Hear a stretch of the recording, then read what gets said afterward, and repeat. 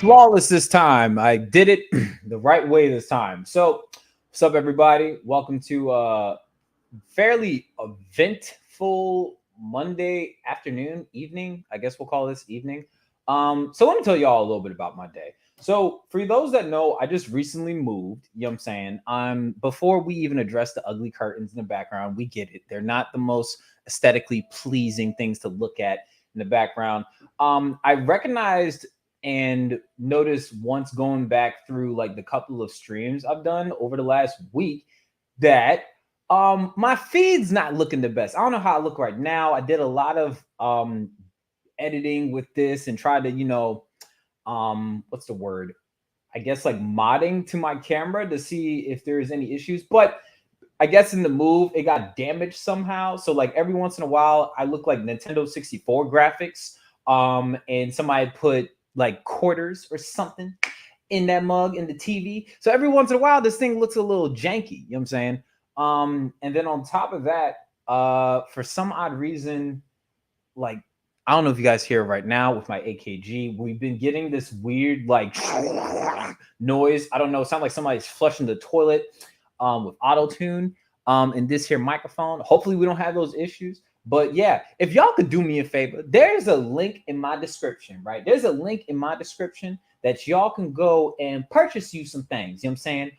Please support this channel, because if you support this channel, the content will keep on coming. The content will keep on rolling. You know what I'm saying? I don't know how to say I needs money more than I needs money. You know what I'm saying? Asking you shall receive. Closed mouths don't get fed around here. You know what I'm saying?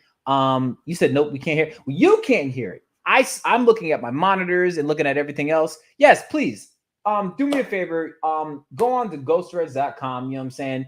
Ghostthreads stands for God's Heart Only Swells Talent. When you support the website, you support the channel, you support me, and that's supporting and pushing through future projects as far as getting back into music, recording my own music videos, being able to just live, exist. I don't know. Buy me a cup of coffee, not Starbucks though, because we don't drink gentrified dirt. That's disgusting. We just not doing that. So do me a favor, everybody settle in. You know what I'm saying? Support Black business. That's a good way to throw that in there to make people feel convicted in their spirit. But yeah, hopefully everybody settles in. Hopefully everybody's I don't know where you're watching this from. If you're driving, hopefully you're not like watching this while you're driving. That would be bad.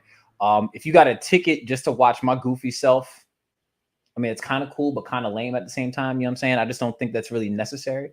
But at the end of the day, everybody strap in, everybody settle down, everybody get ready for this evening's program. We have a returning guest this evening. Got my good brother, Andy O. You know what I'm saying? But before I bring his curly self back on screen, I'm gonna drop the intro real quick. They threw my ancestors in the ocean. Now we became the new wave, and we're about to drown this system. Every time I go in, every time I go in, every time I go in, boy, I'm jelly. Every time I go in, every time I go in, every time I go in, boy, I'm jelly. I'm a kid, I'm a kid, I'm a kid, boy, I'm jelly. I'm a kid, I'm a kid, I'm a kid, boy, I'm jelly. Welcome everybody to the Kid Casper podcast. I'm your gracious, beautiful, blessed, beloved, and black host, the kid that they call Casper. The KID in Kid Casper stands for that king of development. I'm that menace with the melanin. Reject me as I am, as long as he's still relevant. So if this is your first time tuning in, enjoying, possibly disgusted with my beautiful face, first off, I'm praying for your eyesight. I'm sorry about that. Secondly, I'm that quirky black kid that they call Casper. I'm a Christian raptivist. Yes, rapper / activist. I love Jesus, but I'm super far from a pacifist. I need Jesus, and Jesus needs me to talk less and love more. Apparently, I don't know. Apparently, my first love language is sarcasm. I can't really control that necessarily. So y'all just pray for deliverance as far as that goes, and we'll navigate through this difficult time together. You know what I'm saying? Y'all already know what it is. Ghostthreads.com. That's how we pay the bills around here. And is there anything else I'm missing? Somebody already texted me about the curtains again. Please leave the curtains alone. We haven't painted in here yet. I don't really know what I'm gonna do yet. It definitely looks like the curtains that like I'm pretty sure were out when like segregation was like on and popping and went triple platinum in the 60s. So yeah. Anyway, guys, my guest this evening, it's a familiar face, you know what I'm saying? Definitely a friend to the channel. Definitely somebody that I consider I would say like, you know, one of the deep but like low maintenance relationships I have in my life, just because like it doesn't really matter how frequently you talk with people, but how deep you go with people when you talk, you know what I'm saying? I feel like that is a significant difference, you know what I'm saying? He's an MC, producer. I'm trying to think of other things. I'm not sure. I can't think of it. I'm still trying to figure out what his skincare routine is. I know we were supposed to ask that question the last time he was on here. He kind of hid that. I don't know. I don't know if he's possibly like eating like baby Yodas to like keep his skin all porcelain smooth and everything like that. But everybody, my guest this evening is no other than the magnificent, marvelous lyricist that I got to know as Andy. Oh, how you doing today, brother? How's it going today? Yo. What's popping, dog? What's popping? First off, I also peeped the sheets. You got the golden bed sheets. Okay, you just went gold and got the golden bed sheets. All right, all right. These went triple platinum in the 50s, I think, too. So that's what's up. That's what's up. First off, man, you know, it's funny because like you actually invited me back in this space again. So, you know, thank you for hitting me up, bro. I know we got some stuff to get into today. But since it's been a while, for those that follow me, that have seen you on this channel, catch us up, man. How you been doing, man? How's it going? good. I don't know. It's not really anything crazy to update. More music, more of the same kind of progress, but I don't want to accidentally announce things, but you know, just been working and getting ready. Gotcha. Have you figured out how you fit all of that her in a hat yet? I see you got the snaps in the background. Did you find a way to not compromise the curls in that hat in them hats yet? Not yet. No. I'm not gonna lie. I like tried for the first time because I was feeling like my old me, you know, with the wood chain. I was looking at old clips that I found of like young Andy O. I had the big wood chain and I had this hat to the side and I was freestyling out in the middle of God knows where. And I was like in that vibe. You know, I don't know if you ever feel that throwback Jersey vibe. You know, you got to play that certain type of hip hop. And I tried to put the hat on and I was like, damn, or maybe I just need to take the snap completely off and it's getting too big now. So if you got any strategies, let me know. I don't know. I haven't found the person who maybe I might need to be the one to crack this code, find like satin lining. Cause you know, with our hair, we got to get it protected. You know what I'm saying? So if we find the right lining to put underneath like the buckets and the snaps and the dad hats, that might be the job. That way, you know, we want you to keep the curls. You know what I'm saying? Nothing's worse than going from like, you know what I'm saying, the nice curls, the waves and everything to it looking like a stale pine cone after you take a snapback off. It's not a good look. It's not a good look. You know what? I might be the first. I might have to like. I might actually really invest in that. All jokes aside, I might have to really come up with like a hat that, you know, has got, if it doesn't exist already, like a snapback or something that has the satin lining. Because that's true. That was the other thing. That's the other reason I don't really be trying either, is because I know it's gonna mess up my hair. But it's, you know, Black people have to be the highest consumer of snapbacks, fitteds, and maybe not dad hats, but everything, you know. And it's crazy that that's not just like a thing that I've seen yet, at least not where I'm from. Yeah, I don't know, man. Maybe I think a nice satin lining, you know what I'm saying? Maybe like, you know, for a little bit of flavor, you know what I'm saying? Put a little bit of Burberry lining or something in that mug. Yeah, like a Red Sox logo on top, you know, just something to see. You had me with then you lost me with the Red Sox. Even though I'm from Wichita, Kansas, I'm a Yankees fan. By trade. Yeah, we could just end it right here. I'm sorry, dog. I'm sorry. I mean, like, it just I don't know what it is. I don't know. I just don't see the sensation of rooting for a team called the Red Sox. It just makes me think of I don't know, undergarments going through menstruation, I guess. First, okay, well, here's the thing, bro. I don't know. That might have been a shot, but that's just me. I'm just saying, yo, listen, it's cool. You know, I'm not like I'm too in the studio these days, but I would just say, you know, don't go to Boston and say that. You know, I would just say if you ever come out and visit, which hopefully maybe that's a thing. I would say don't wear your Yankees hat and don't say anything about the Red Sox that you would regret. I mean, like I only fear Jesus. I'm not really a scary person. Like I live in Baltimore, and I'll go to a Yankees game. I'll go to a Orioles game with a Yankee fitted. You know what I'm saying? I'm just like, look, okay. I may not be able to enunciate all the players on our team, but guess what? I'm here and I'm proud. You know what I'm saying? Yeah, I said what I said. So it just is. So you know, what's funny is last time you were on my case because I said things about Prince. You know what I mean? That and is true. Starting off this time controversial, just going right at Red Sox. Yo. I mean, like y'all had Barry Bonds. That's it. Listen, on behalf of Boston, you know, when you guys listen, he's cool, yo. He's good people. You know, he slides, yo. He's good. Yeah, you know, I actually, you know, for those that, you know, haven't had their mental health nurtured yet, being Boston Red Sox fans, you know what I'm saying? I love myself. I'm working on that slowly but surely. But yeah, but before we, you know, start World War III in the Upper East Coast, brother, man, let's what she say? Yeah, I didn't say what Andy said. Andy's the one that said that Prince can't hold a candle to Michael, but that's paraphrasing, but you know, you said something along those lines. There's only one king. I mean, that's true, but like Prince was a prince as a kid. I mean, Prince was doing. I feel like this is actually an excellent way to start. Okay, let's double down. Listen, I love Prince. I'm just saying I'm sure people heard this growing up. There was like everyone tried to be compared. You know, they tried to compare to Michael. Prince was one of them, and I was like, you know, the question was Michael, Prince on the same level? No, Michael was on his own level. The only person close is Beyonce, and you know, it's a disservice to Prince. That was what I was saying last time. But if you get someone, you know, Twitter got something to say about it at Andy0808, you know, I could tell you my address too. You know, just make sure you wear Red Sox hats when you come over. Yo said, I'll give you my Addy too. Like, not you out here doxing yourself. So I feel like you had to.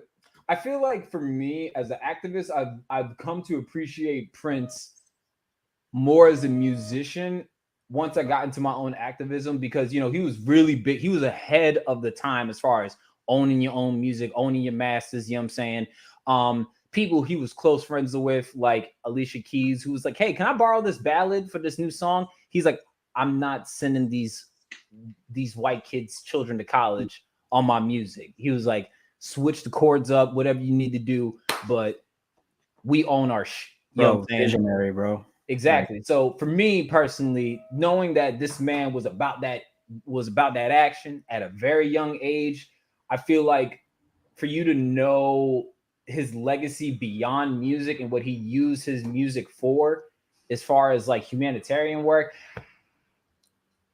I don't know, man. I don't know. I don't think Michael owned all his music. I mean, personally, I think he had to buy his music back. But I know that Michael was also a big spokesperson and pretty ahead of his time too when it came to, you know, talking about the same thing. Yeah, and I'm sure you've heard all the conspiracy theories because he was really, around the time he died, really going hard on Sony and going hard on all these companies that own people's masters. He was really like talking.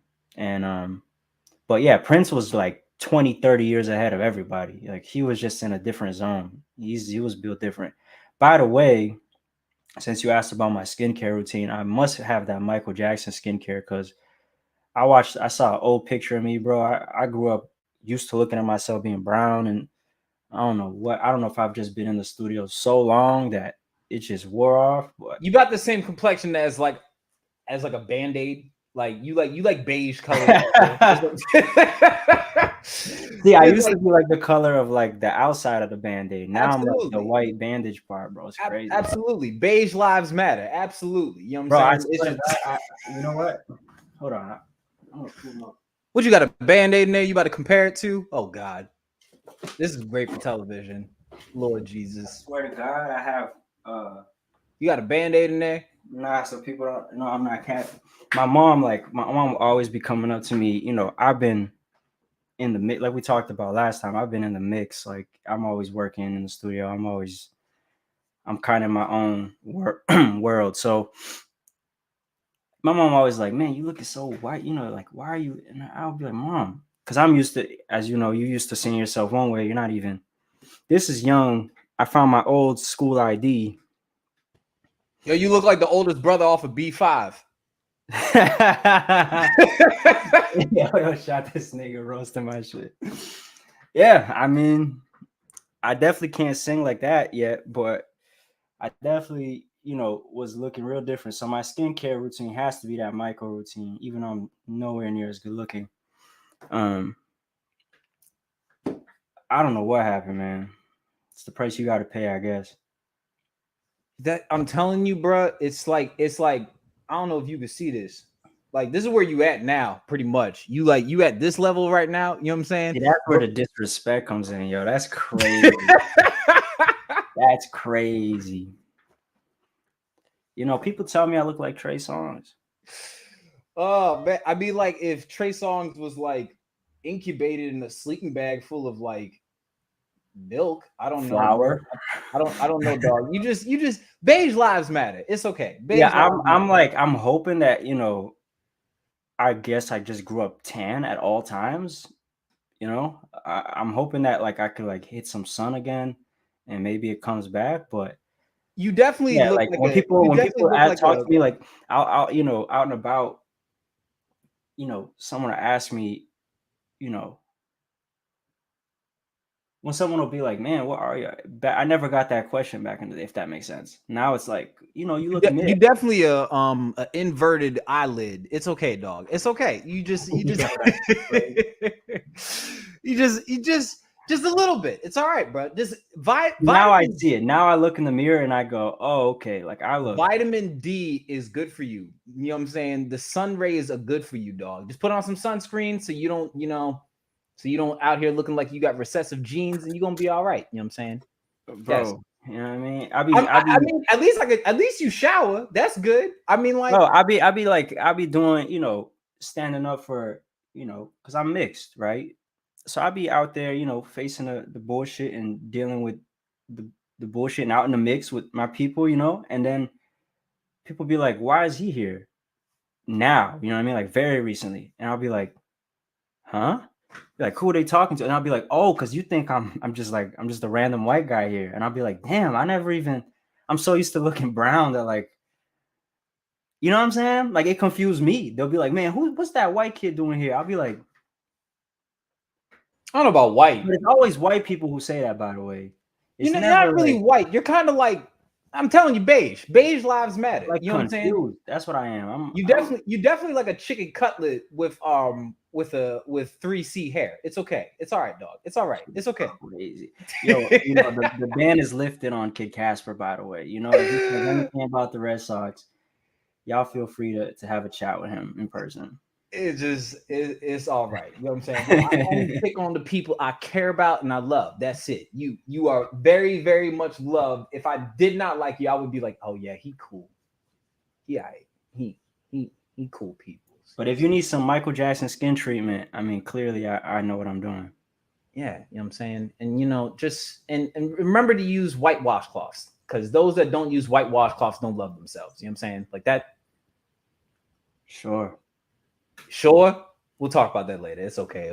So anyway, brother A, thank you for blessing me with some tunes. You know what I'm saying? I was waiting to see like what you were up to, you know what I'm saying, after having you on here a couple months ago.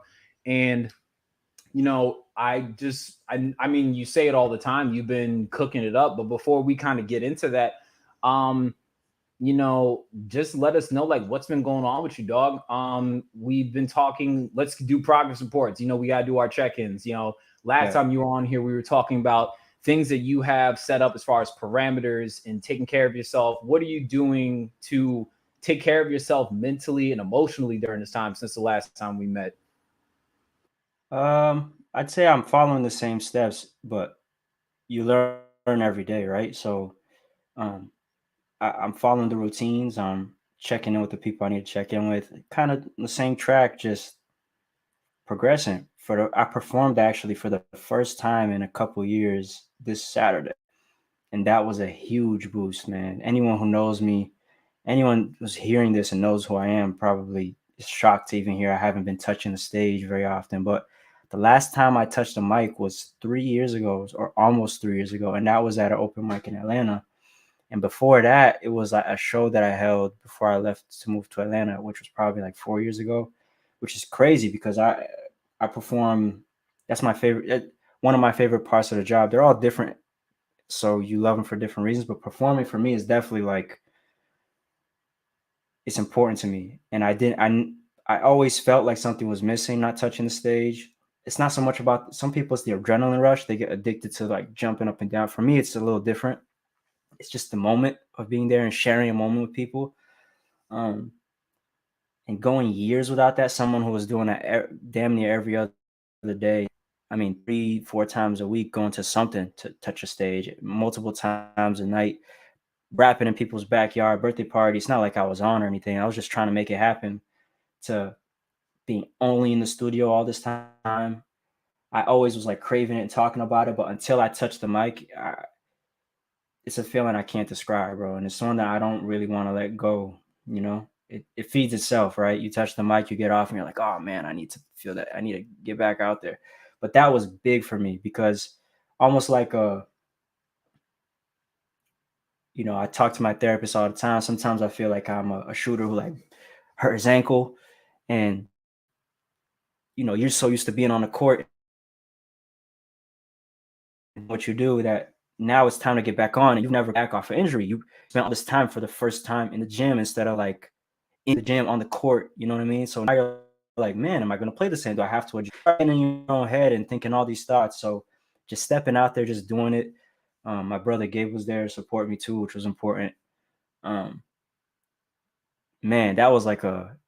that's probably the biggest significant thing. It was at an open mic just for a couple people. I didn't know where it was at, anything about it. But let me tell you, bro, that was like, just by the way I'm talking about it, you could probably tell that was big. That felt, pause, but that felt like, it felt like a part of me that I was missing in return. Not to be dramatic or poetic, but it really is that big rush. There was a moment that you just feel like, oh yeah, this is a part of me's back. So I don't want that to stop. You talk about it in a way that like it seems like with being away from the mic for so long, like a part of you like abandoned a piece of yourself. And you Absolutely. now when you talk about it, you have such a like a light to you, such a when I say light in two ways, radiation as in like an illuminating light to you. Because I'm white now. But then you have like this heaviness is lifted off you. Do you feel like you rediscovered yourself? Because as you said, there was a 3-year hiatus that you feel like a piece of you was missing. Do you feel like an unintentional one at that, by the way? Sorry. It was like, imagine taking a hiatus, but you didn't even plan to take the hiatus. So things like it just slowly drifts apart as opposed to like, hey, I need a break, and taking a conscious break. It was more like so many things going on. But sorry, I cut you off with your question. No, what I was basically asking is like, it sounds like in a way that like from you taking that hiatus off without even recognizing, like you abandoned a piece of yourself. What has that been like to you? And was there like a sense of a struggle to get back out there and perform again? Yes. And getting back out there made me reevaluate a lot of things. You start to realize what life was like when you were doing that. For example, we kind of went backwards, me and my team at the time, to everything that is traditional. We grew from shows and then went online, as opposed to growing online and then going to shows during this internet age. So we were like having packed shows by ourselves and people coming just to see me, and I didn't have to put an opening act unless I wanted to. Just off the strength of like I slowly built fans over years to get here. So I'm performing all the time and I have this like local real fan base. I don't like the word fan, but supporter base who's coming out and showing love and listening to the songs. And that's the people you end up hearing about. I'm not sure how your sister heard about me. I can't remember the story if she was someone that went to a show, but that was like a lot of the stories that you'll hear about people today. If we were to do like a survey of people who know Andy O, was people who went to a show or their friend went to a show, and I just loved being everywhere. It felt like the most personable way, because on the internet you have to kind of sell yourself. In person, it's like, me and you are here, you just get to see what I'm about. So we kind of went backwards to everything. So when I distanced myself from that, when I try to get back, you realize like, oh, there was a whole thing going on that allowed for that to happen, right? And you don't realize it until you try to do the same thing again. So yeah, there was definitely a relearning process. It definitely was a struggle to get back out there. Things aren't the same as they were a few years ago in my personal life, like with anybody. But mine has changed pretty significantly. People who are here aren't here anymore. And in terms of feeling like a piece of myself that was abandoned came back, that's exactly how I felt, bro. It felt like I unintentionally abandoned a part of myself. It just got caught in the crossfire more than I like intentionally did anything. And for someone like me who's so deep into music, who's so deep into this thing, cutting out an entire piece of your expression from one day to another, right?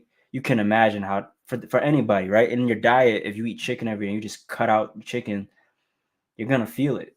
For me, it was like, this is something I really was into, and really have a lot of personal moments with so many people, and love it and don't want to stop. For it to have stopped, I started to question myself a lot. And like the shooter who's like left for a while and wants to come back, you start asking like, I know I'm nice, but how nice am I? You know what I mean? Am I going to keep growing? Am I going to get back on track? What's the what's like the rehabilitation process like? Do I need one? Am I just going to be the same on day one? And all of that really is just a whole bunch of your brain talking to itself, when really you need to let the speakers talk to you sometimes, And I just went out there, let the music play. You fuck up and you get some things right. But there was that moment where it was like, oh, I'm back. And that piece that was abandoned, bro, it's like seeing a long lost relative, or like, it's really the only way I can describe it. I'm not even sure I have like a nice analogy, but it literally, like, I felt like it felt like there was an emptiness that got filled, like physically in the moment. And it was the craziest thing. I never thought I'd feel it. And yeah, I've learned from my mistake, and hopefully I'm back. So one thing that I am curious about, because we talked a little bit about this offline and like a little bit backstage before we got started. I'm not sure if you were doing this before when we first met, but therapy. I think you just recently started. What has that been like? I remember encouraging you to like stay consistent with that. What has that been like for you? Has it been a struggle? Has it been insightful in some ways? I feel like learning other people seems to be easy, but then like learning yourself, as the body keeps score, seems to be the most difficult. Talk to me a little bit about that process of going to therapy, and I guess like the results of that. Talk to me a little bit about that. Therapy definitely has been life-changing. I know that's the most stereotypical. I was trying to think while you were talking of like a better way to say it, but truly for me, it's been life-changing, bro. And a lot of people who knew me or who know me would look at me and be like, man, you're kind of the guy who seems to have it together, or things like that. And I thought so to myself. And but I've learned that I feel like therapy should be necessary for everybody. Like the same way you see a primary care doctor, I think you should find a therapist. There should be some sort of process where you got to rub shoulders with therapy at some point, because exactly what you said. Understanding others sometimes can be easier than understanding yourself. And stopping to understand myself changed me in so many ways. I'm still the same guy, I'm not, for me, it hasn't changed fundamentally some things. For some people, that's what it does. And for me, it just helped me like gain insight. Like, oh man, I think I just saw Diego's name come up. Diego, for people don't know, is the person who he put me in the basement for the first time.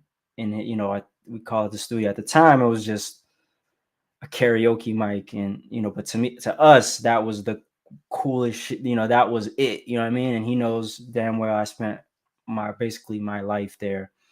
And, but there was little things that he would probably see there that I would just do that we both would kind of be like, damn, why did I react that way to that comment? Or why did all of a sudden I turn up here? Or why did I get sensitive about this for no damn reason? Or why did my mood flip? Or things like you were talking about, like there was things that to other, they're like, you look fine. But I would tell them something doesn't feel right. Being able to talk about that, I've been doing therapy like a year and a half now. And I'm telling you, bro, I literally, for sure, the state that I was in when I started, I would be dead right now. I should have been dead multiple times. I mean, I could go through the list. I hope it's not too dark to casually say. Nah, you're good, man. Like I've been through it. This is your story, man. You're good, man. One thing that I've been in prayer for you about, and just like we talked about this before, is finding your tribe and having healthy people to activate a space of safetyness for you. What has that been like for you as far as like surrounding yourself with people that are good for your development, to catch you when you're falling, you know what I'm saying? What has that been like for you? I think you mentioned right here, your boy Diego put you in the basement. For people like us, to make music stuff, bro. That's like one of the most important people in my life. That's someone that I have love and respect for forever. He changed my life. That was like my first form of therapy, was him introducing me to that basement. And for the rest of my life, I'm indebted to him, because people can feel how they feel and think what they want, but he saved my life without knowing, and without me even knowing. And he also, he stood up for me first before anybody, even before I even stood up for myself. Diego stood up for me. So I have love for him. He knows this, I'm telling y'all so y'all know, but I love him. I'm indebted to him forever. He's a real man, a real genuine loving person. And sorry, I just had to get that in there just so it's on record somewhere. All good. It's on records. But sorry, cut you off again. My all bad. Good. But what I was saying is like, how has that been for you? Because I know that you said that like you expressed like the frustration of having, for lack of a better term, I would say like shallow or transactional relationships, as far as like bonds go. What has that been like for you to like take an inventory as far as like surrounding yourself with people in your tribe that are good for your development, and activating like a safe space, I would say, for you as far as growth goes? It's a good question. I think therapy has helped me a lot with being able to even know myself enough to make a friend. I think part of the hard. Break that down for me. A lot of people I never hear people really say like that. So break that down for me. Make that make sense for the rest of us that are listening to you. As best as I can. It's a lot of times, like for me at least, I have a lot of trouble making friends. Not because I don't have the right intentions. Anyone who knows me knows, I'm very invested in my friendships. I don't like shallow things. I don't like faking like I'm your friend. Like anyone who I really care about, I'm really in the mix. And a lot of things when they're not working out, it's hard to understand. Or when you meet someone and think, the conversation gets, I think things as simple as the conversation getting awkward always when something comes up, or, not knowing what to say here, or feeling uncomfortable about this, or in this location. Something like therapy breaks down even the most simple things of like, man, I never thought about the fact that maybe this is not my case, but maybe I never checked, but I'm hard of hearing. So being in a loud place and trying to listen to someone makes it hard. So let me stop trying to make friends there. Let me go to a place where it makes sense, right? I know that's I don't know why that came into my head, but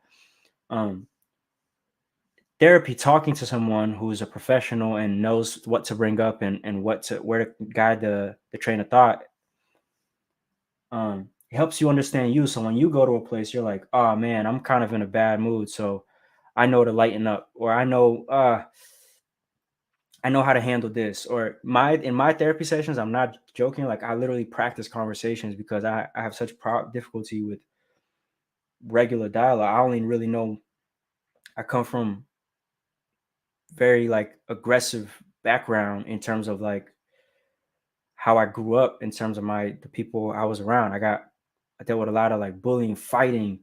You know what I mean? I had anger problems. I was fighting all the time.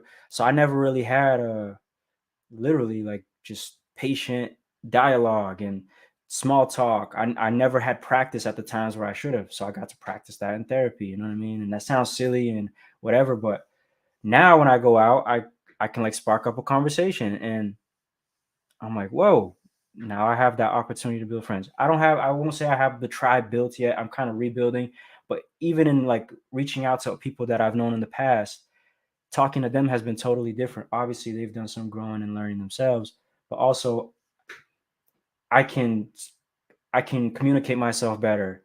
When something's wrong, I can tell them something's wrong, instead of like we both can feel the tension, but nobody knows what's up. When they're dealing with something, now I'm not a therapist. I don't even delve or try to do anything, but I can at least be like, oh man, this person seems like they're in a kind of a bad mood, in these subtle ways, that because I know when I'm like that, oh, okay, I kind of get that they're like that too. Let me back off, or let me ease off, or let me not take that personal.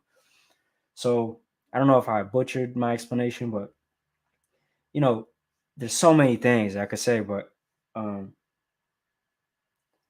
yeah, getting to know yourself really helps you be able to get to know others. It's really hard to get to know others when you don't understand yourself, you know?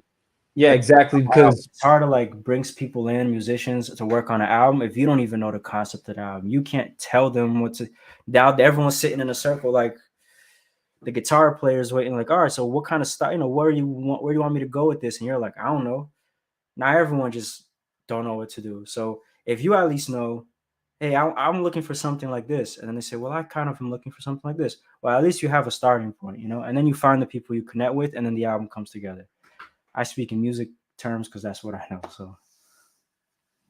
So the one thing that I was curious about, dive into like this new project for a second. I've always known you to be vulnerable with music, right? And it's funny how you were speaking of like establishing these different I would say like these different levels of intimate relationships when we're talking about platonic relationships as friends. And then like as you were sitting there talking, it makes me want to kind of dive into the album just real quick. For obviously everybody else hasn't heard it. I'm one of the few people that have gotten to hear it. Makes me feel They don't even know it exists, but that's cool. That's cool. But there's this one song that I was listening to when you first sent it to me. It's called "Say I'm Yours." And when you spoke of like establishing relationships with people, it kind of helped me understand the picture you were at least trying to paint. Can you talk a little bit about where you were when you were writing that song, and does that kind of relate to what it's like for you? I mean, some people can, when they do listen to this, when this comes out, some people can look at this as, oh, this might be like a request for somebody, like a lover or something, to like acknowledge them or anything. Me, after hearing what you just said, it's just like I feel like he's just calling out for somebody to like claim them, even just on a platonic level. Can you speak on like where you were at headspace wise for that, and does that kind of relate to what it's like for you to establish healthy organic relationships? Damn, album's not even out. You're already catching on to like the nuance. I told you I listened, dog. I told you I listened. Yeah, no, that's crazy. I don't want to spoil too much, but there's very rarely songs that don't have duality with me in terms of relationships. I always, ironically, haven't been in a while active on the relationship scene. I've been working so goddamn hard that it's not really, these girls be tripping, so I'm just doing my thing. But so a lot of times I'll talk about, like, I don't want to talk about friendship, right? So I'll kind of now choose my words carefully and write about, love life stuff, which is real and authentic. And I could tell you real experiences that the songs are based on. And then I'll kind of double it as things in my personal life with family, with friends, with business, with etc. etc. So that's definitely a song. I don't want to I'll let people at least hear it.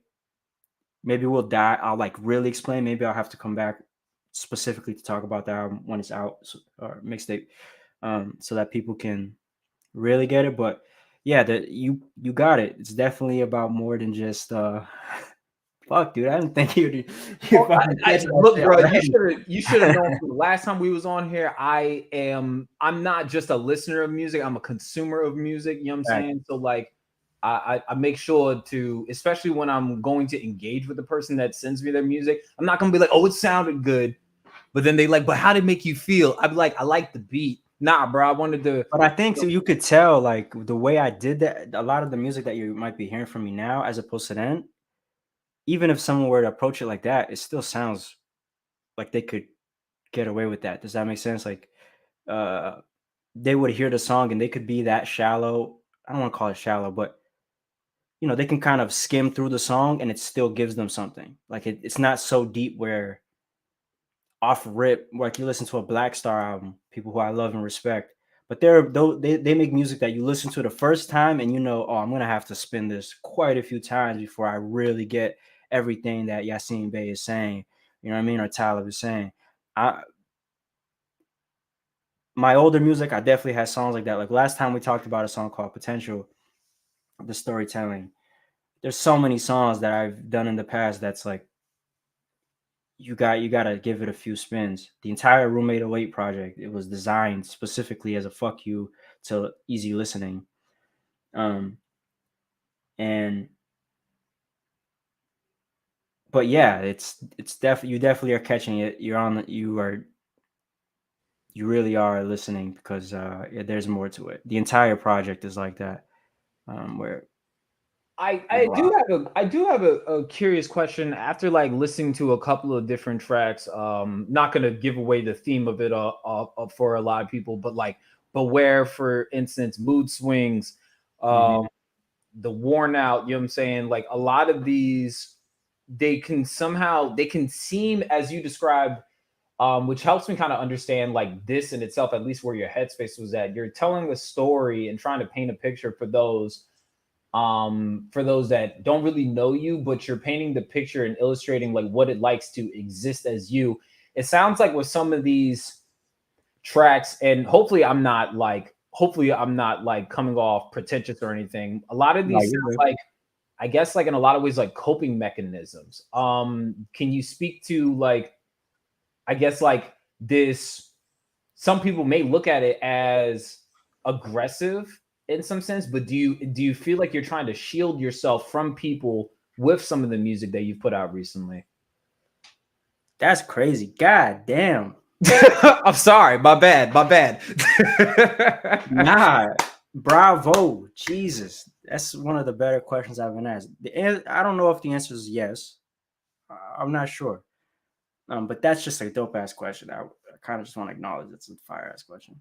But I think some of it, yeah, and maybe not when the songs are being made, but in the process of putting the songs together, a lot of it is like not shielding, because I don't ever really shield myself. I'm kind of like a run into it head first kind of person. I'm kind of like a chin up, fuck it, But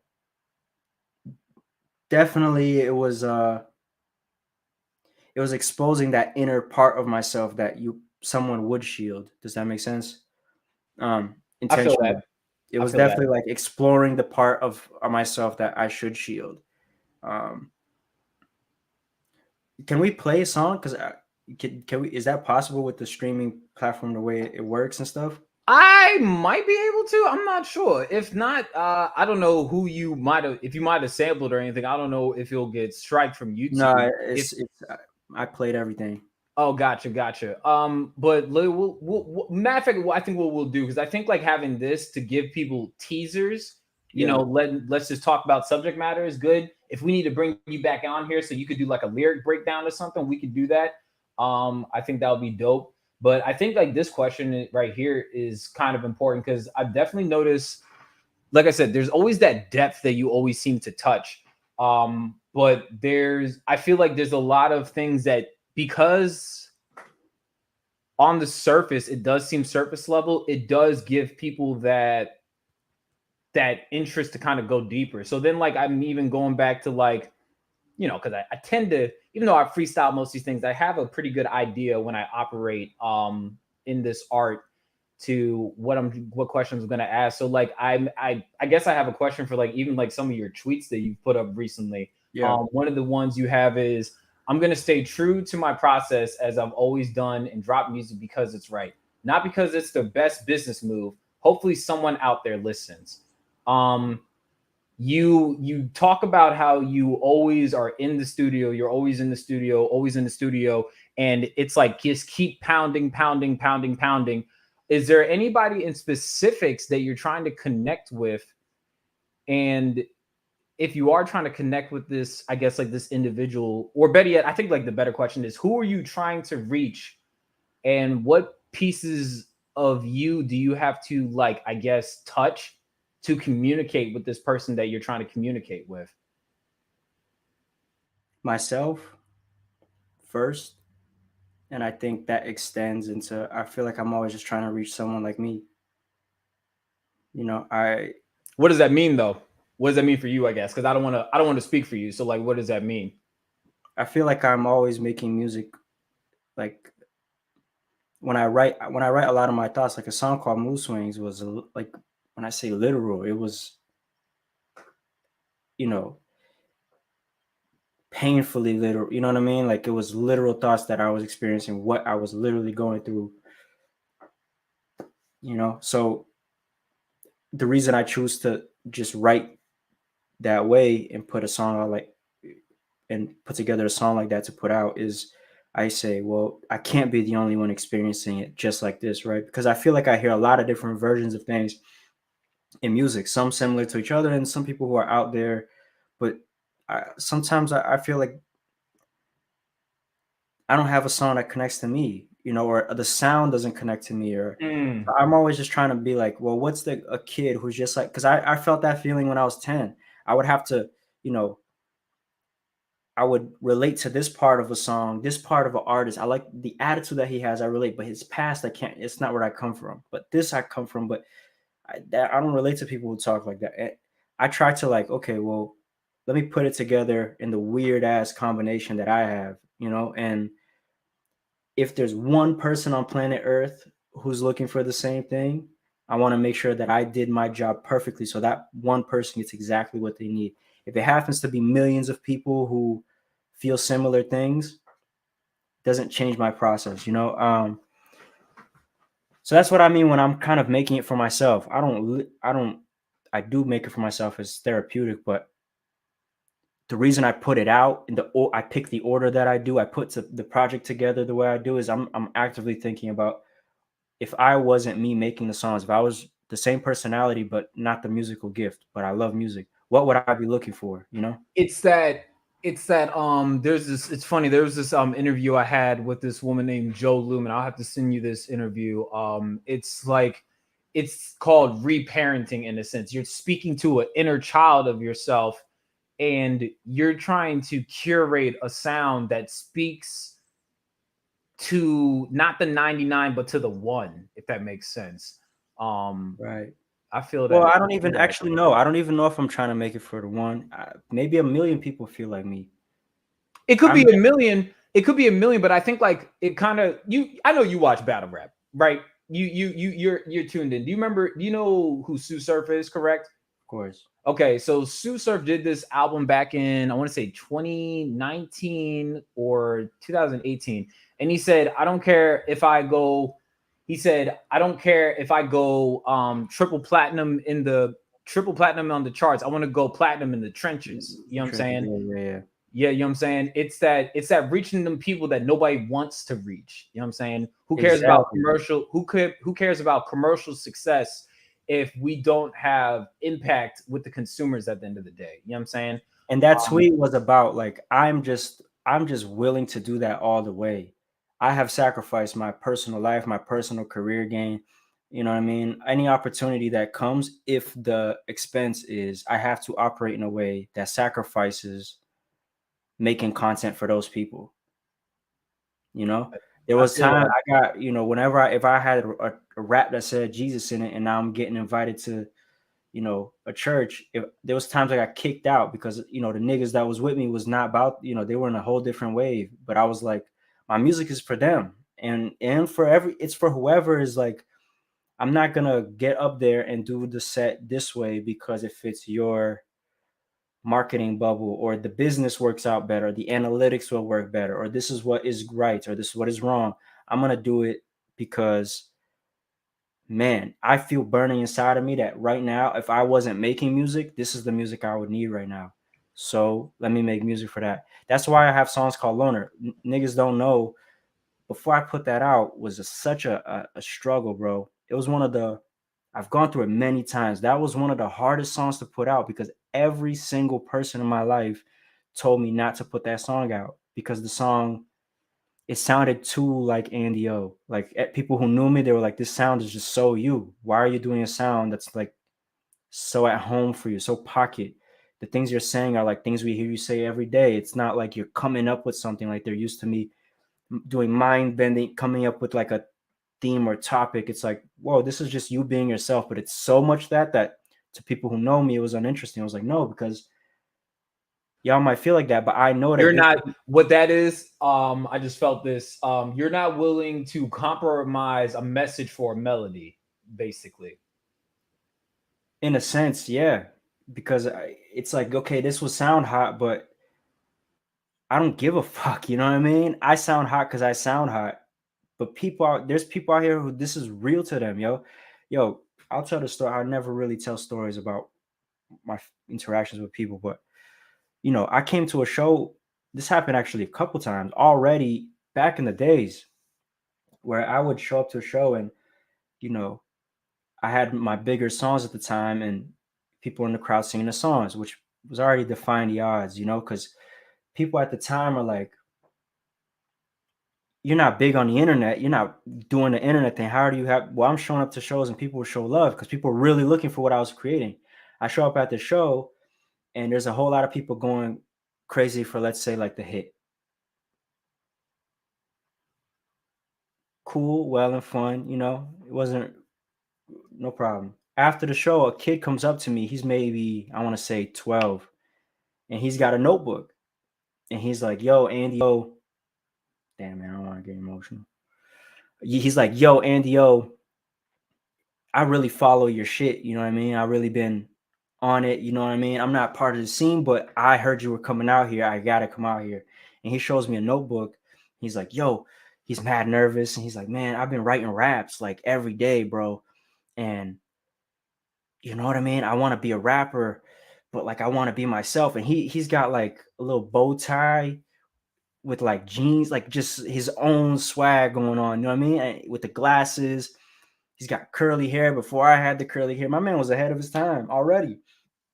And he's talking to me. He's like, it was a time everyone's taking pictures after the show, and he's telling me like, bro, I'm really inspired. Do you have any advice for me? And I told him, man, yo, what I would have needed, what I feel like I would wish I had heard when I was young, which was, bro, stay true to you, um, practice every day, work your butt off, write the raps, don't skip, even if no one else sees it, you're gonna know, and follow through 100%. But anything's possible. You just gotta want it bad enough and work hard enough, and just be yourself, bro. Because it's probably easier if you're a lot of different things, but it's not worth it if you lose yourself. And I remember I kind of skipped over, but as he's telling me, he's showing me the notebook. There's like a group of people taking pictures. They all start laughing, like, oh, it's like this kid with the raps, and I've been through that exact scenario, bro, but not after a show. I wrote raps for people at school, and I went and, yo, man, I have this, and they laughed at me. And I remember going home bawling, and I had nowhere to talk to. I see tears in this kid's eyes, and I pull him to the side, and I'm like, yo, be yourself.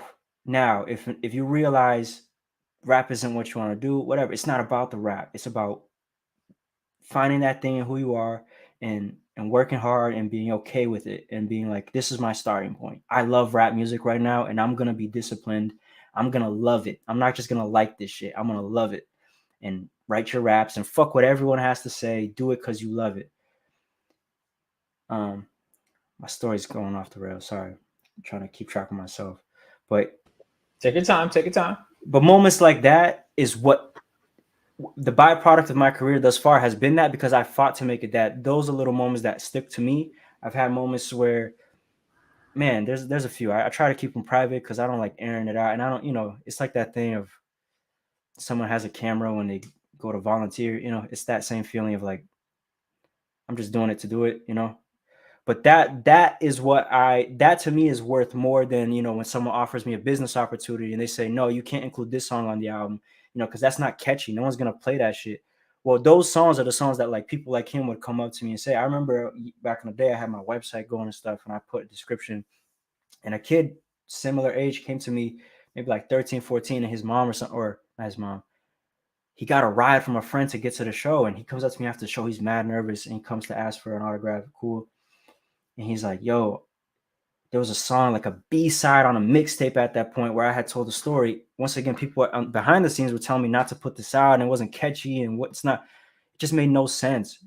And I was telling a story. My mom was paralyzed when I was young, and a bunch of other shit. I lost some homies. And he starts telling me, yo, my mom was paralyzed, you know what I mean? And I dealt with the same, and he's crying, and I'm trying to keep it together, but I'm like, whoa, this is a real thing. He told me, yo, I listen to so much music. I'm obsessed with music, but no one's ever talked about that. Now, to me, those things are regular parts of my life. Or anyone who knows me, they know that, they seem as average to me as probably if I asked you about your week last week, as that seems to you. But to me, I just had this feeling that like, yeah, but I've never heard this on record. Like maybe someone's gone through this. You know what I'm saying?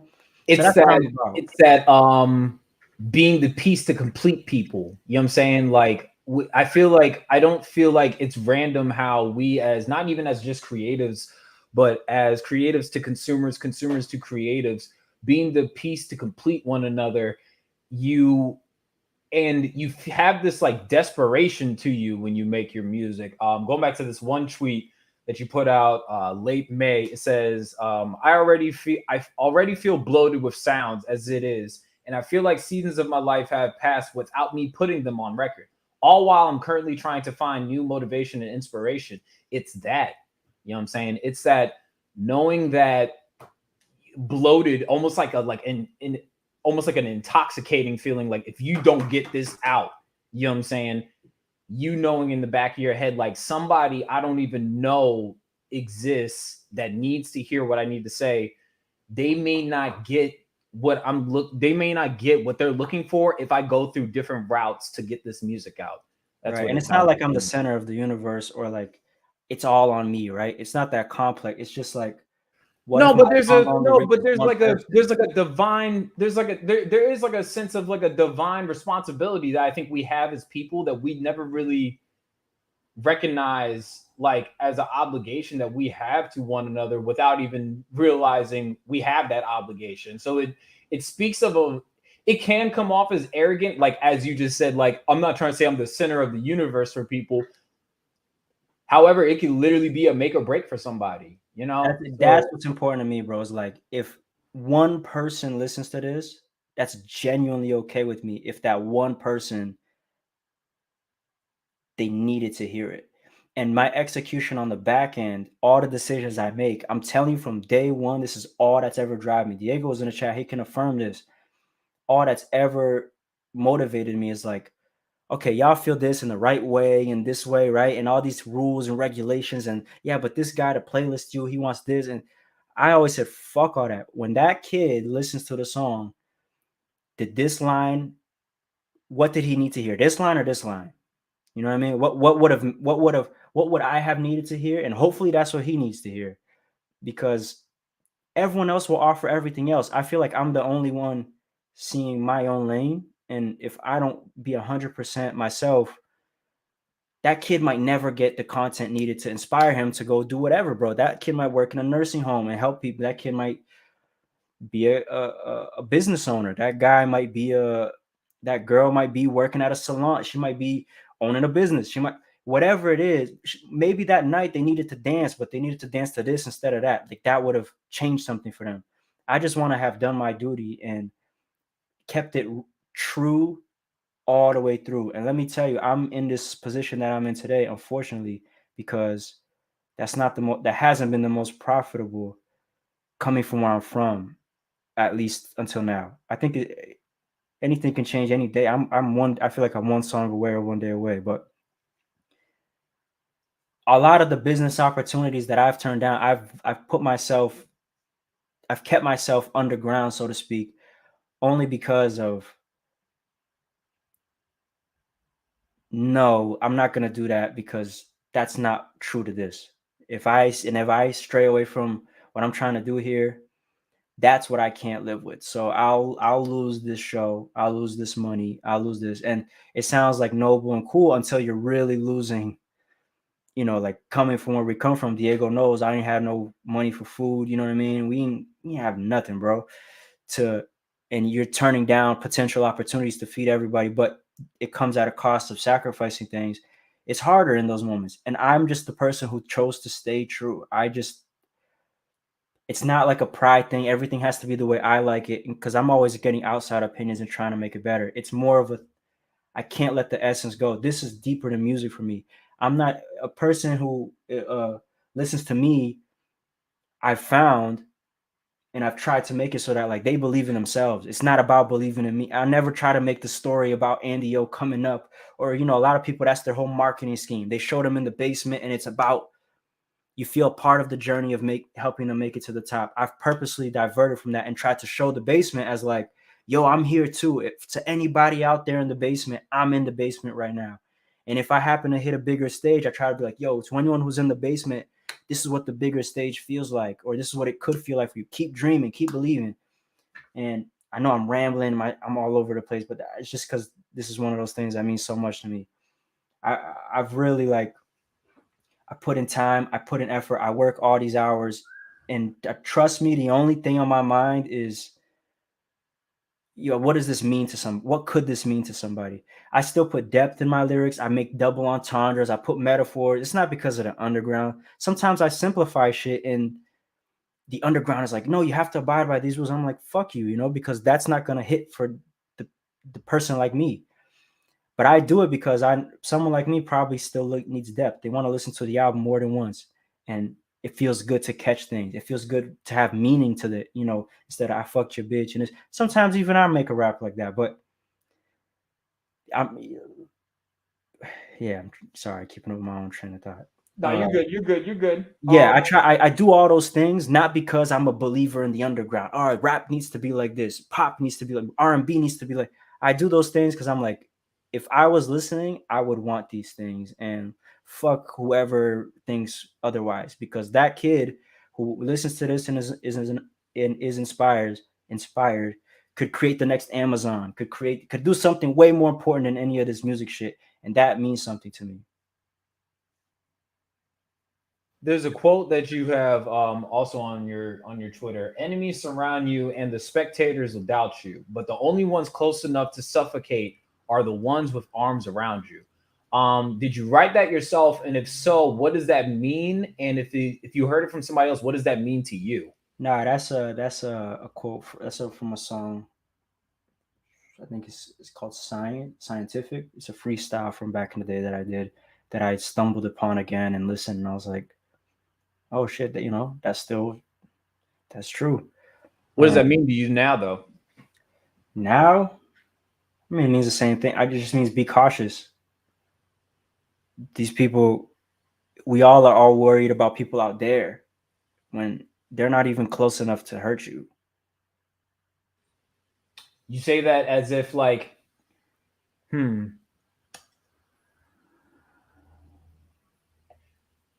It sounds like you're trying to say, don't allow those that are not in proximity to you, or better yet, don't distance yourself from those you have proximity with, and don't decrease proximity from people that are distant from you, because then you're going to end up jeopardizing the relationships with those that you have influence over. Hopefully I'm hitting right. Yes. No, yeah, I see what you're saying, but it's more of like people are so cautious with enemies, opposition, haters. That's the most cliche shit, but it's true. People are worried about their manager at work. They're worried about all these people, which is valid, cool. Yes, but then they are not cautious with the people that they are texting day to day, who they go out on a date with. They're not cautious to the people they're allowing into their personal life. And I'm like, yeah, you can be scared of your manager, but your manager's not gonna be in your life like that, right? Outside of work. But your homie who's always saying fucked up shit, always putting you down. You see, you have a dream, he's always shooting it down. He never understand, never listen. It's always their problem. They never want to.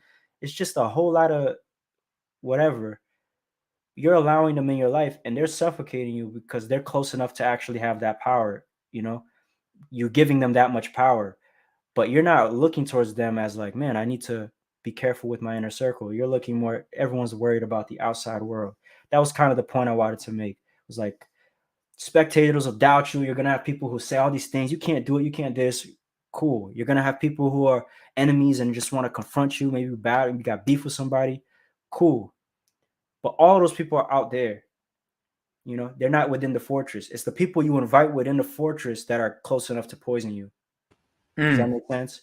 So yeah, I feel you. Careful who you're sharing a drink with. Don't, you still have to be careful with everyone else, but careful who you're sharing a meal with, because those are the people that you're really being vulnerable with. And it doesn't mean be paranoid with everyone. It just means like smarten up.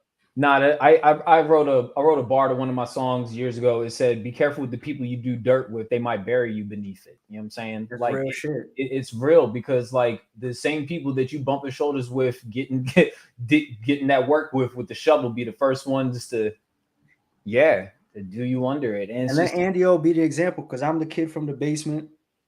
I,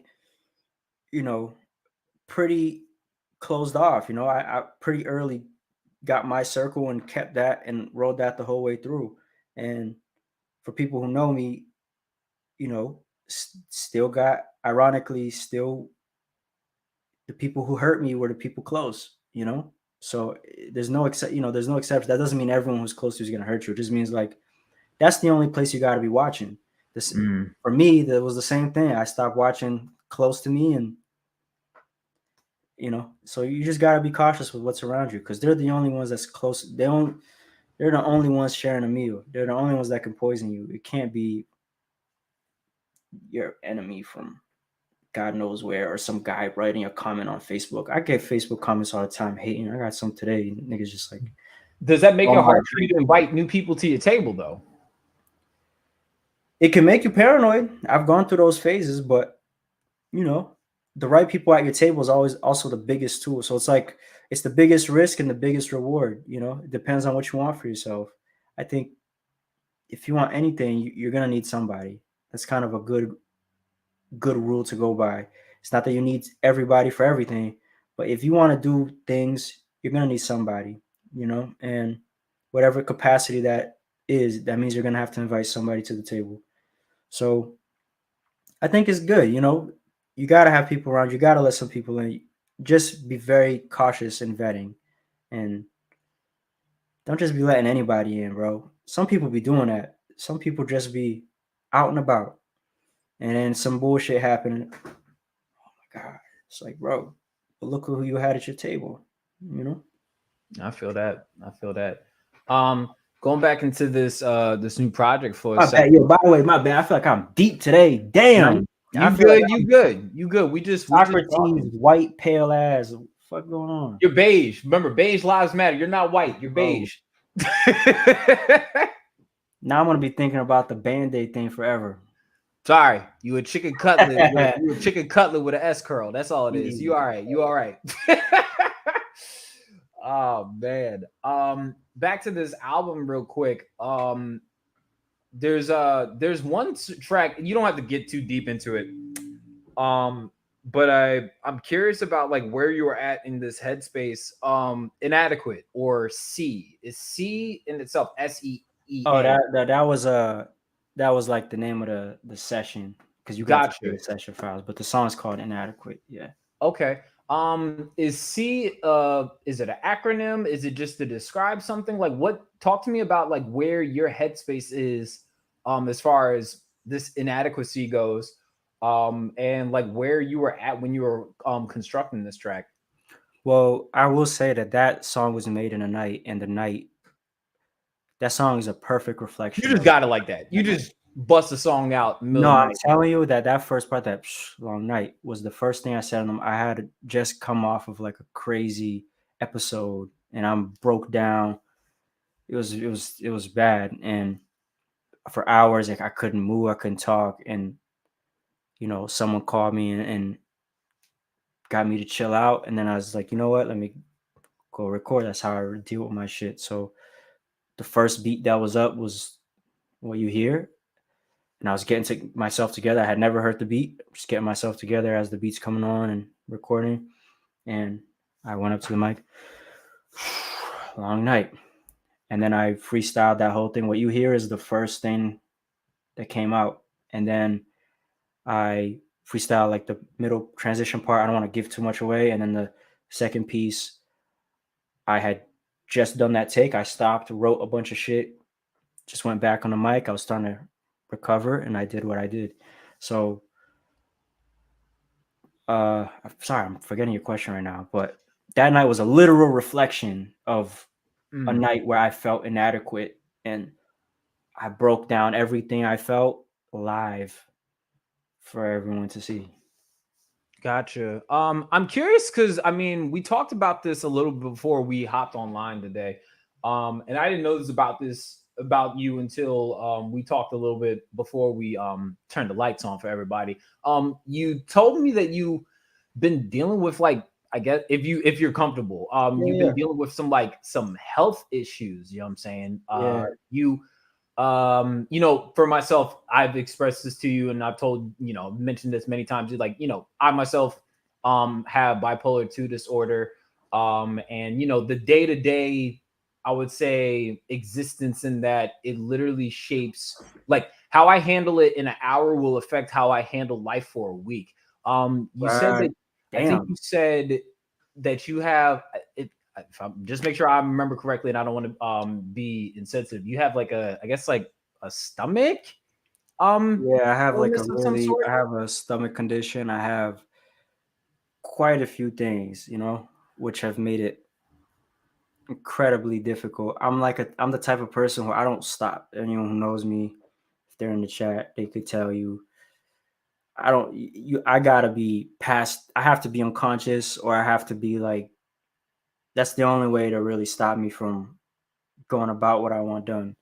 And of course, that's been regular, with a lot of, it's just like, I didn't deal with anything as a kid. So let the lesson be learned for anyone out there. Like, if you're having a health thing, check in now, because if you get older, shit gets worse. And when you deal with literally none of them your whole life, and then they all get worse at the same time, it's just a mixing pot of disaster. And so, yeah, I have the stomach condition. I have so much little things. I try not to complain. I don't like, that's the stuff I don't like Hey talking man, look, about. we first off, I'm gonna tell you the same thing I tell other people. We not calling it little. This is your existence. Don't minimize your experience for anybody else. And it's not complaining, just speaking your truth at the end of the day. So I want you to feel comfortable in if you feel like sharing, that's up to you. But like if you want to like I guess like describe what that's like, even educate some people that may not know like what it's like to exist with some of these, I don't want to say chronic because I don't really know if they're chronic or not, but these different illnesses that you deal with and how things physically can impact you mentally. Can you talk about like the different things that you have to deal with? I'll say this, next time I come on, I'll dive in, because I'm in the learning process still, for sure. So like, Gotcha. genuinely, I'm in the phase where I'm the guy learning right now. So next time, please make this a question. That's even if we gotta force it in there amongst the other things, because I'll be able to be like, to offer insight for sure, more definitive insight.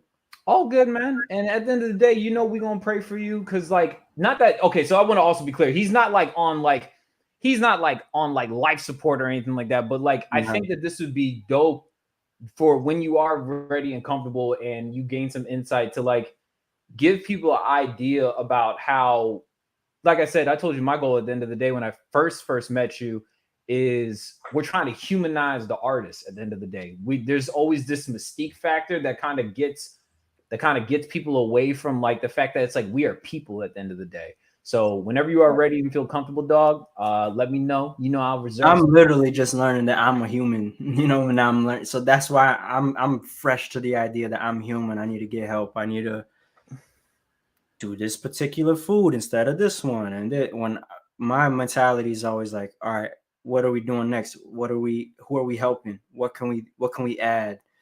So I'm still so new to all of the information that just give me a little time and I'll be back with good facts. All goody. Yeah. So I'm curious, and this is the last question I'm going to ask about this here album. And I'm curious about this one just because I need to know. I need to know. From My Hands, Dracula. First off, what the hell? So Dracula, like I told you, it's just like the session name. Because when you make something, you don't know what it's gonna turn. So you just put.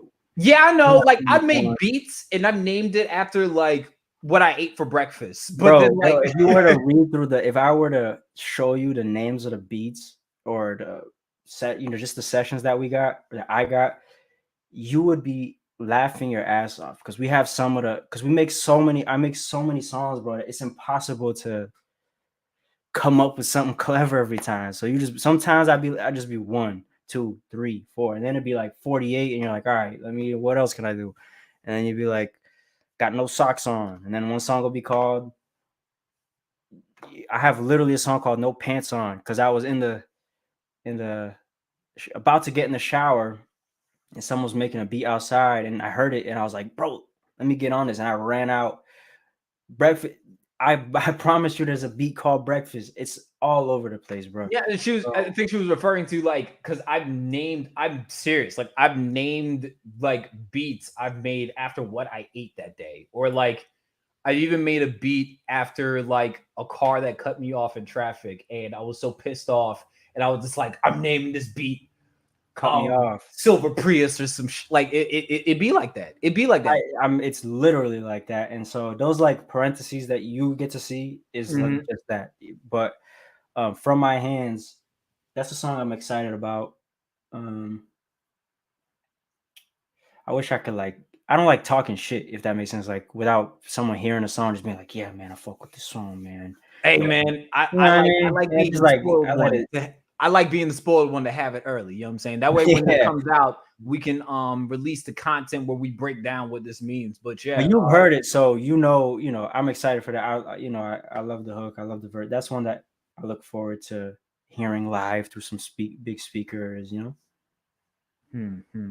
So now I'm curious because we got through the heavy stuff. I know you wanted to do this, and I feel like this will kind of humor a couple of people before we get you out of here. Let's hit you with a couple of quick hitters. Some would you would you rathers. You ready for this, dog? You ready? You okay with the channel getting demonetized? That depends. I'm some of these I had. Okay, so I listened to the suggestions you sent me. I was like, my kids are watching this. We're not gonna some of the questions we're not gonna ask on here, but for the other ones, I think this will be funny nonetheless. But are you ready, dog? Are you ready? Absolutely. So this is a popular question I see people ask all the time.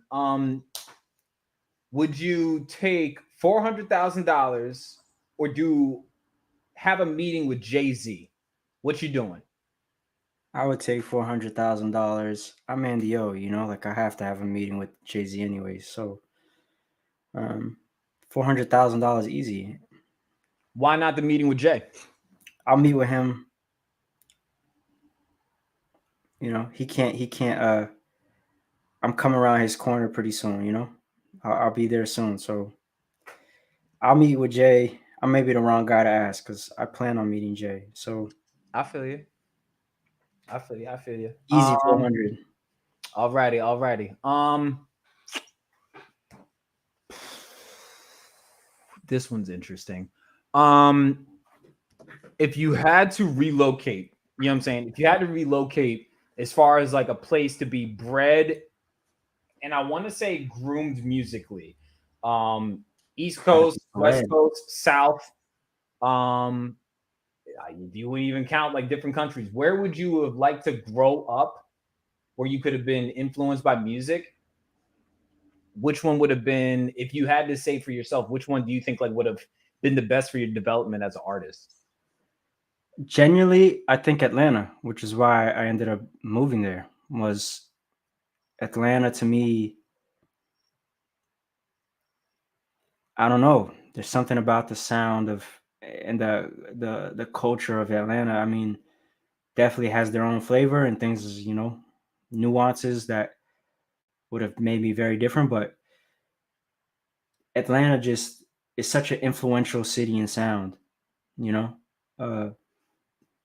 in ways I don't think people even comprehend. You know, you'd really have to do some homework to figure out.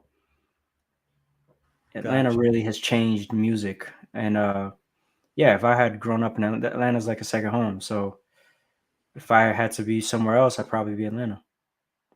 All right. Now this one, switch gears for a couple. Or Brazil. That's silly for me not to say that. Or Brazil. Anywhere in Brazil. Gotcha. I keep forgetting that you were native. You know what I'm saying? This is interesting. I think this would just be for ish and giggles. Don't be too graphic. Like I said, my kids are watching. Oh no. What is the one thing somebody could do if they are on a date with you that's ending that date early? Like you dipping, if you dipping, like if you out at dinner, you at the movies or something, and you outie. What is something that could be done that your date is doing that'll make you like dip out? I don't really go on dates, but if I did, probably not being anything that indicates you're just not a good person. You know, maybe just being an asshole to people randomly. Even though I'm from Boston and that's kind of our thing. Just being, you know what I mean? Being pretentious, being stuck up, being just, you know, asshole. I would just walk out because I got better shit to do with my time.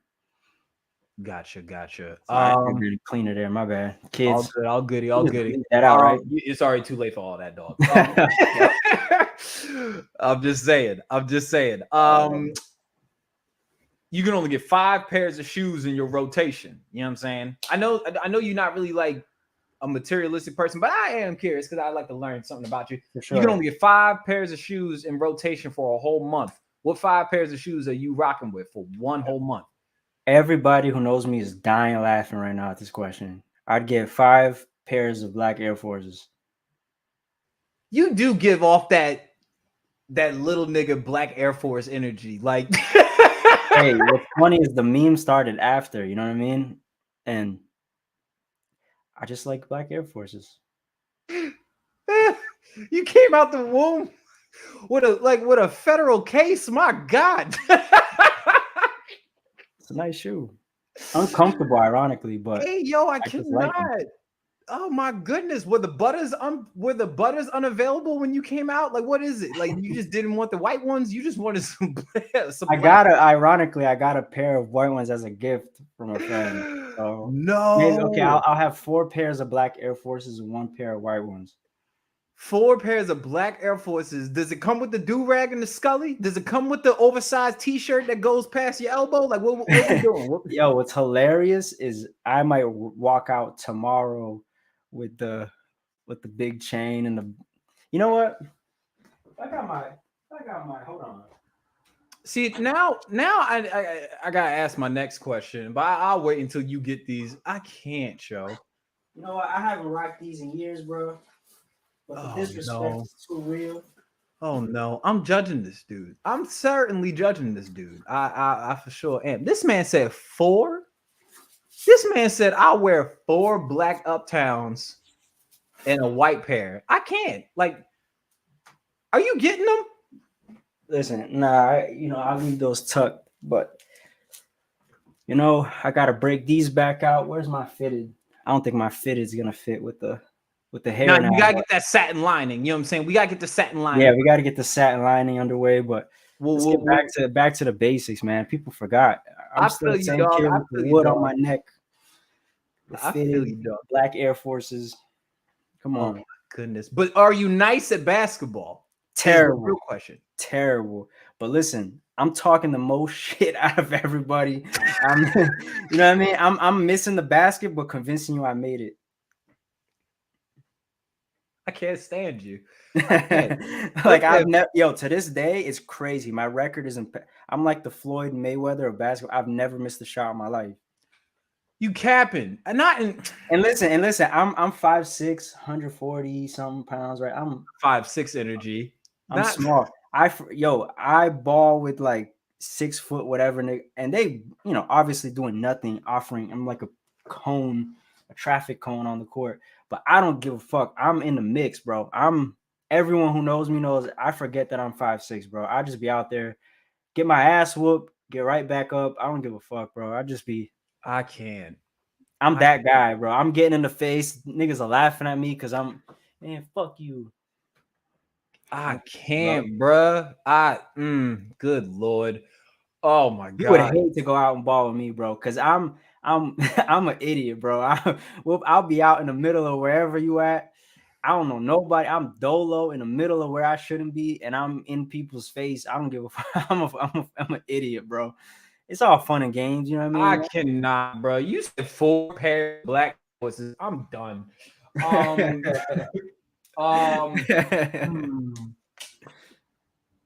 Okay, I got a good one. What's if you had to pick, what's the name of your least favorite song that you've ever written and why? Least favorite song I've ever written is Bounce, which was at one point a popular song of mine for those who aren't here. And not because the production, I liked what I did there, but on the verses I had and Diego who's here knows, I had other versions of the song where I spoke truer shit, but I scrapped it at the time being younger and nervous of like, oh man, I'm gonna, this song is gonna be at this crowd, this song's for this crowd. And at that time I was like, oh, what are these like suburb, I can't do all this real shit, I gotta try to be funny and do weird inflections with my voice that I copied from other. It's just a pain to I can't enjoy the song. I have a delete. Haven't heard it in years. And ironically, it was one of my that was what actually taught me my lesson of like, be yourself on every song, because I don't want a song to get popular and then I hate it because I chose to sacrifice myself for that one moment. And that's the one song that goes. I'd rather be a failure my whole career, but be myself than change up, that song. I remember the sessions, people listening being like, oh, this is hot, this is gonna work, but this ain't really you, like. Then I'll play some other shit from the same project, something like Stay or etc. Evidence, and they'll be like, man, these songs just came back to my memory. They'll be like, oh yeah, those sessions were very different. People are like, oh, there's Andy, that's Andy, So I'd say Bounce is my least favorite song. I don't know if you asked me my favorite song. I don't know if I have one. Gotcha. It depends on the day. Back to I know you don't go out on dates, but people are curious, and you got a couple of, I ain't gonna tell you their names. You got a couple of admirers that saw you last time you was on here, but I'm curious, what's the most embarrassing thing you ever done on a date? I'm talking embarrassing, like, bro, that I've done on a date. I don't know if I've ever done. Yes, you, sir. I'll be honest. I've been on one real date, just like what? Someone put me on. I'm sorry, bro. You way too pretty to be staying up in the house all dog all day. I ain't shit pretty, dog. Come on, man. Hey, man, you are beautifully crafted by the hands of God. You better not be locking yourself up in the house this much. Good Lord. Nah, it's just like at my age, nobody. If I want something, I want something serious. I'm not off the rip. Everything, you got to be like. It's not like I'm coming in like yo with the ring. I'm just saying like I got real shit going on. I got people I take care of. I got to take care of myself. I got aspirations. My time means something to me, and I think everyone's time should mean something to them. So a lot of people, you know, our age, they be on some. They're not taking things too seriously. They're going where the wind blows.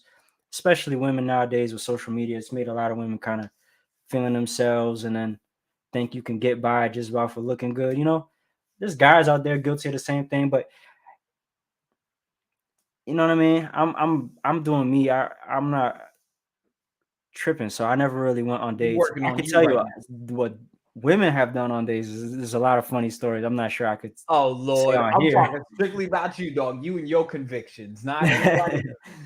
But bro, to be perfectly honest, I don't really. That's not a side of my life. I feel you, bro. I feel you. I just, I just want you to know that beige lives matter, and somebody might enjoy your company one day. You know what I'm saying? I don't know. No, there's no doubt about that. You know, and I would enjoy someone else's company, and I enjoy company from time to time. But at the same time, it's like, all right, what you got going on though?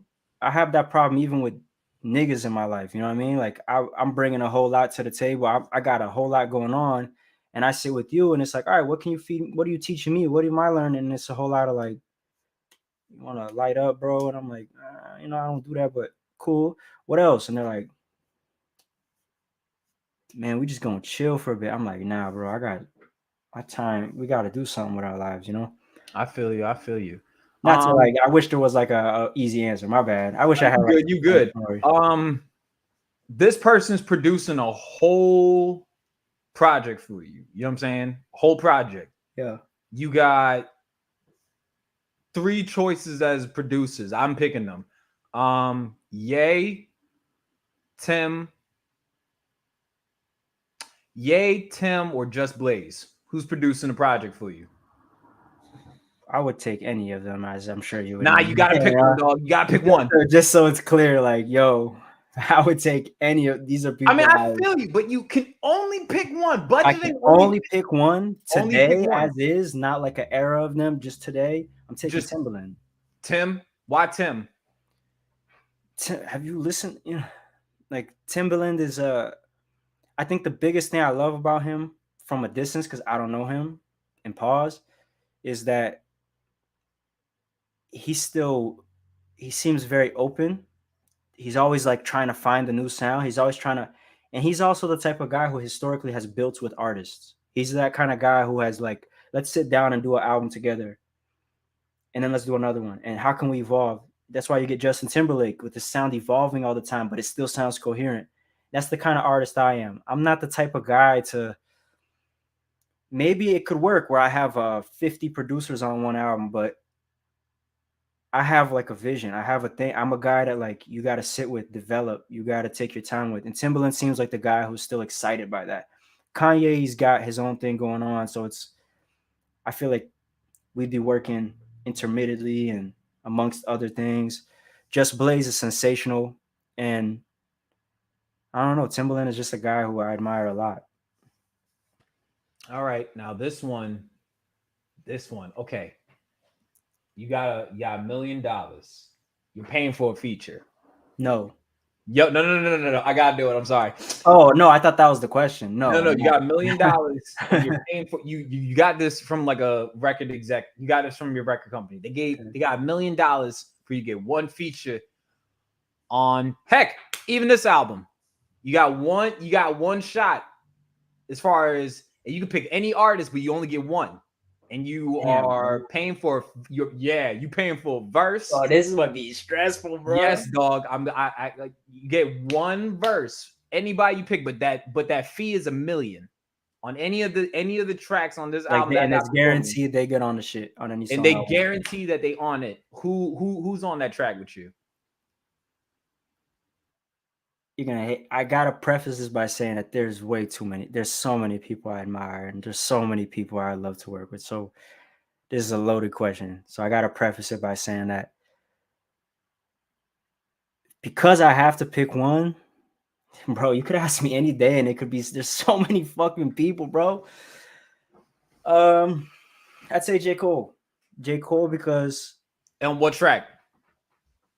I don't know if I have a song. I think I'd have to make something from scratch. Nah, bro. I'm looking at this album, dog. Like on this album? Yes. And you know, and the reason I asked this question is because it may it's gonna make me want to go back to it and then And maybe listen like to plug my ears to see like, I'm hearing what you're looking to hear out of it. So right. which track you got Cole on? All right, give me a sec. Let me. I have to think through on the track list. I got you. So we got No, wait, hold on. I'm not giving a track list to the people. Oh, right. My bad. Oh, hey. I'd say that I'd want him to be on.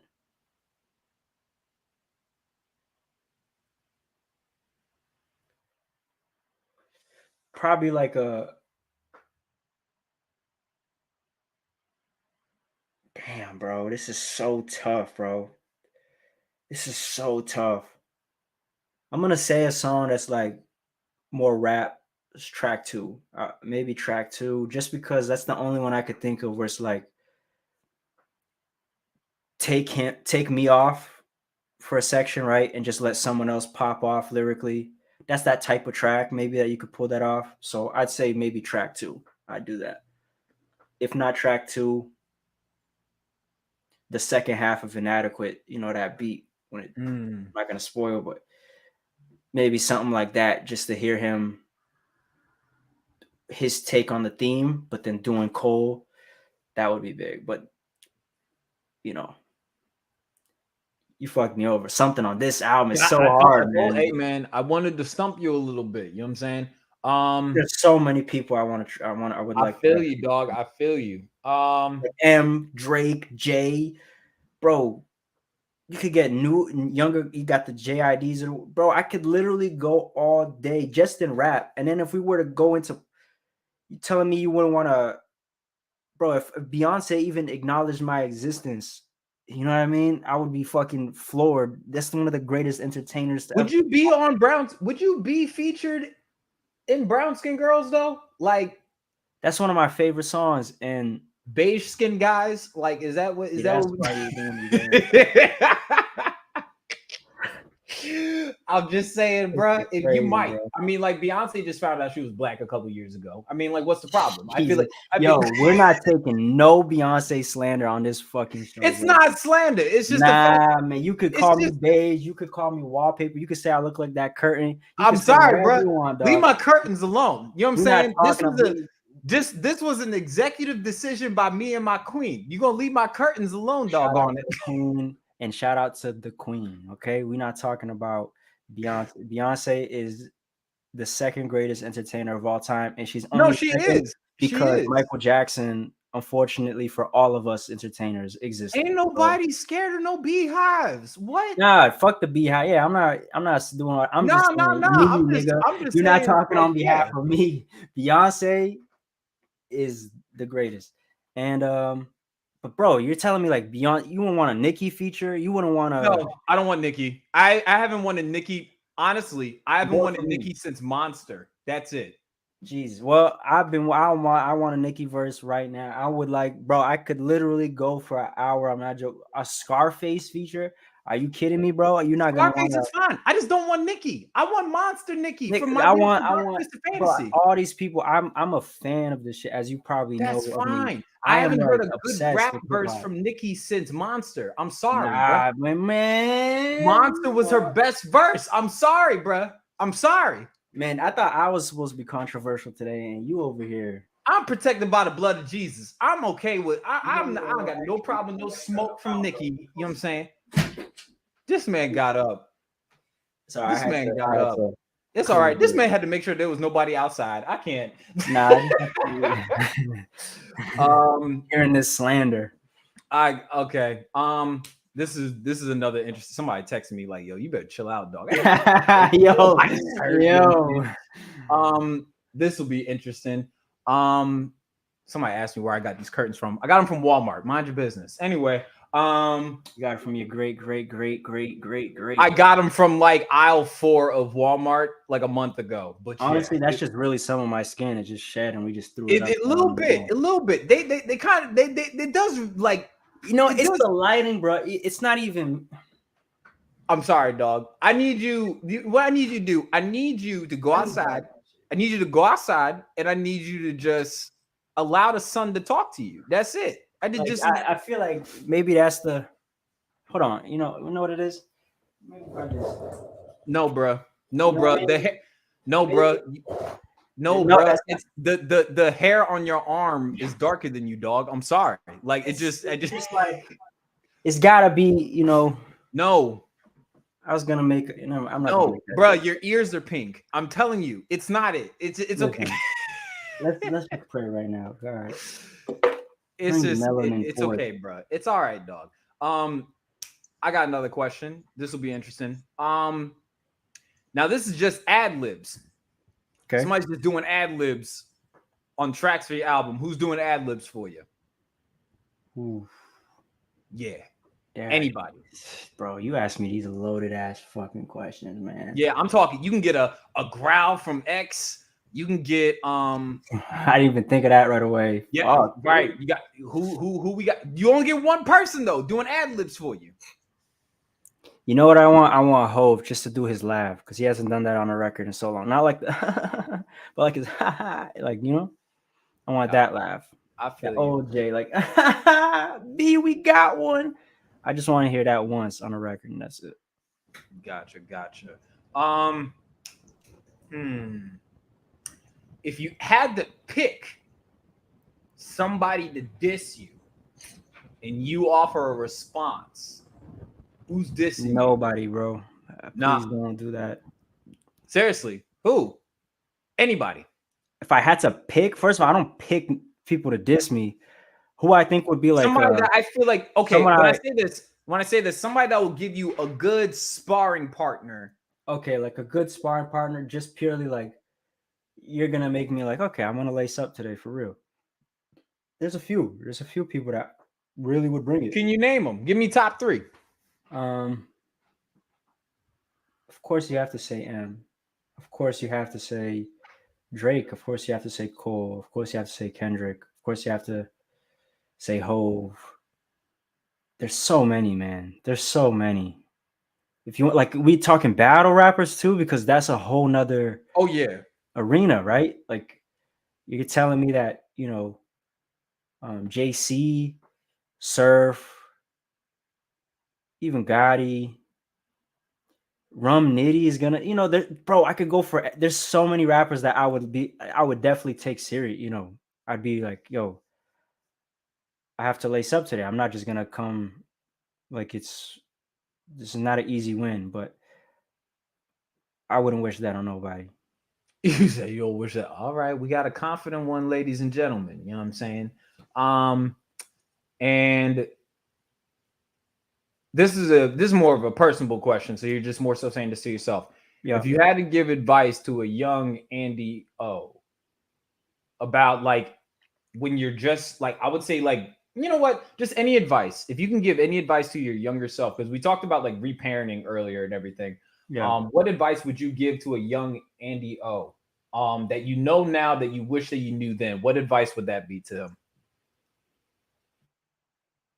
The world is just as cold as you think it is, but not cold enough. Keep going. That'd probably be what I would say to younger me. I'd say that believing in yourself isn't a terrible thing. It's okay to believe in yourself, and I would say, you can't love everything about other people until you start loving some things about yourself. I'd say that would be kind of, there's so many, you 28 now. There's so many things I'd say, but that would be a start. I feel you. And my last and final question is the same question I asked you last time. If you can see anybody on the pod that you know that you can get on here, who would you like to see on the Kid Casper podcast? I still got to get Mr. PSA on here, yo. I don't remember if I sent that contact information through. I think I texted him. But PSA, that Nick, bro, he's got so many stories, bro. That I'd be trying to just, I think I said this last time, I'd be trying to just get him to, let's go out to dinner sometime. I would love for that to happen, just because he's a genuine guy that is in this shit, but I don't know if he ever really wanted to be the guy. He seems like he's always been a supporter of everybody. Does that make sense? And because of that, he's been around so many people. He's done so many things people don't even know. And he's always in the mix. He's just always a guy who's trying to help. I'm one of those people. He's put me on things just out of the kindness of his heart. So I'd say Mr. PSA. If I had to pick a new person, my brother Gabe. He's incredibly intelligent. And he's always been involved in the workings of the city. He's always involved in, like, he's always something. You know what I mean? He's that guy that there's always someone at his house. He's always at somebody's house. He's always planning something. He don't stop.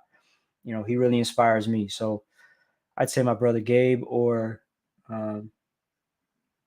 PSA. All right, brother. Well, thank you for coming through. I can't believe. Hold on, I can't believe you said that about Beyonce, man, or Nicki. Dude, I'm sorry, bro. Nicki has not impressed me lyrically since Monster. That's just me. It's just a crazy world we live in. You know what I mean? I'm sorry. Since 2010, she has not impressed me. Names, and you should watch your mouth.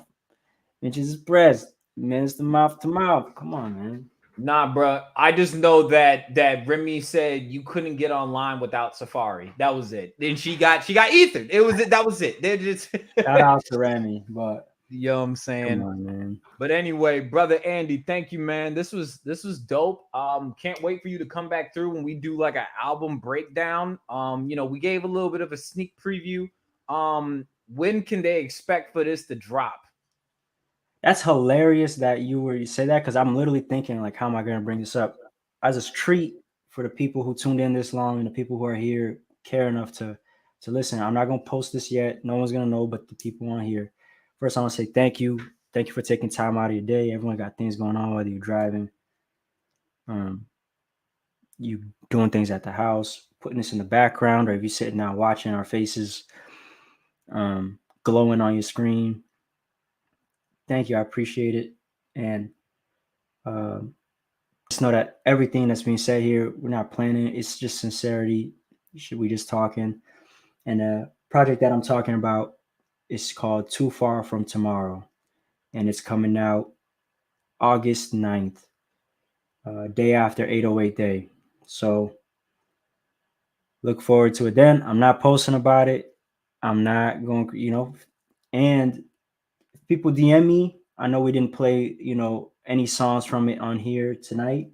If you DM me tonight or in the next few days when you see this, I'll send you a song so you can kind of preview. As long as please don't share, post it. Let me get the marketing right, because it's a business. It's all that boring stuff. Absolutely, yo. We gotta allow our artists to be able to support themselves. You know what I'm saying? And support. You know what I'm saying? This dude I'm still waiting on that 808 varsity jacket. I need that mug. Where can I get me one of them Johns, huh? Man, at the Ghost Thread, was it ghostthreads.com? So it's not on my site. I need that mug. You know what I'm saying? Like, how you gonna say it's trying to plug? I was trying to plug, bro. Come on, like, yo, check out ghostthreads.com and you could get the 808 varsity. We're gonna have the 808 Ghost collab. That actually would be crazy. That would be dope. We'll talk about just the 808 collab in general. But yeah, that's where you can get the varsity jacket. Is there right now, and if while you're there, if you want to pick up, a little something else. We'll see. We might have to roll it out, because for those that don't know me, eventually, because I did just move in, y'all see the AKG shined off. This thing's been in a briefcase for about a year, but I am getting back into music soon. So me and Andy should be coming out with something. You know what I'm saying? I don't know when. Yo, touch up the cable again. Oh no, it's gone. It's gone. Never mind. You good. It's good. Oh, is it back? What's going on? It's like going in and out. But you go. I can hear you. It's just like the little fuzz came back. Hold on, bro. We'll do this then. So everybody. All right. So me and Andy, we're going to be working on something. I don't know when, but this thing is dusted off. You know what I'm saying? eventually, I'm gonna have to dust my pen off, see what we can come up with.